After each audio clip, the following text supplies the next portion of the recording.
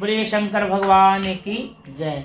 पहला ज्योतिर्लिंग प्रागट्य। किस प्रकार से इस संसार में ज्योतिर्लिंग प्रागट्य हुआ। एक समय शेषशायी भगवान विष्णु अपनी पराशक्ति तथा पार्षदों से घिरे हुए शयन कर रहे थे। उसी समय ब्रह्म वेताओं में श्रेष्ठ ब्रह्मा जी वहां पधारे तथा विष्णु से वार्ता करते हुए वाद विवाद करने लगे। वाद विवाद इतना बढ़ गया कि उसने भयंकर युद्ध का रूप धारण कर लिया। उस भयंकर युद्ध को देखकर देवतागण भयभीत होकर भगवान शंकर के पास कैलाश पहुँचे और उन्हें उसमें अवगत कराया। निराकार भगवान शंकर इस भयंकर युद्ध को देखकर एक विशाल स्तंभ को अग्नि स्तंभ के रूप में उन दोनों के बीच में प्रकट हो गए। इस अद्भुत स्तंभ को देखकर ब्रह्मा विष्णु तथा अन्य सभी लोग आश्चर्यचकित हो गए।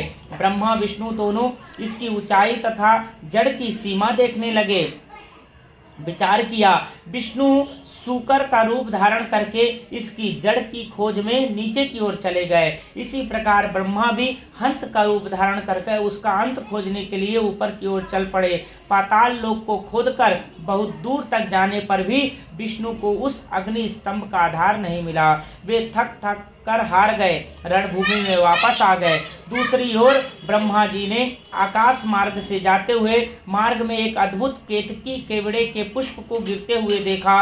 उस केतकी के पुष्प ने ब्रह्मा जी से कहा, इस स्तंभ के आदि का कहीं पता नहीं है, आप उसे देखने की आशा छोड़ दें। ब्रह्मा जी ने केतकी पुष्प से निवेदन किया, तुम मेरे साथ चलकर विष्णु के समक्ष यह कह देना कि ब्रह्मा जी इस स्तंभ का अंत देख लिया, इसका साक्षी हूँ। आपातकाल में मिथ्या भाषण का दोष नहीं है। केतकी ने वैसा ही किया और भगवान शंकर तो अंतर्यामी थे। उन्होंने विष्णु की सत्य निष्ठा से प्रसन्न होकर देवताओं के समक्ष उन्हें अपनी समानता प्रदान की तथा ब्रह्मा ने कहा, हे ब्राह्मण, तुम्हें असत्य का आश्रय लिया है, इसलिए कहते हैं कि केतकी का पुष्प भगवान शंकर को नहीं चढ़ता है, क्योंकि उसने असत्य संभाषण किया था।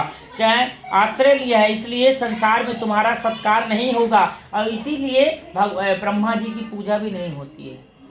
हाँ, तुम्हारा मंदिर नहीं बनेंगे तथा पूजन उत्सव आदि नहीं होंगे। भगवान शिव ने झूठी गवाही देने वाले कपटी केतकी से कहा, तुम दुष्ट हो, मेरी पूजा में उपस्थित तुम्हारा फूल मुझे प्रिय नहीं होगा।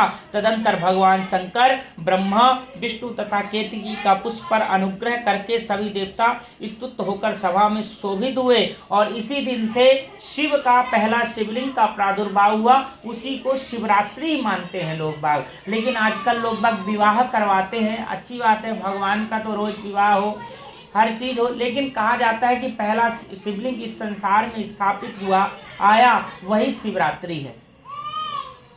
पंचाक्षर मंत्र की महिमा। आगे के अध्यायों में भगवान सदाशिव ने प्रणव एवं पंचाक्षर मंत्र की उत्पत्ति बताई है।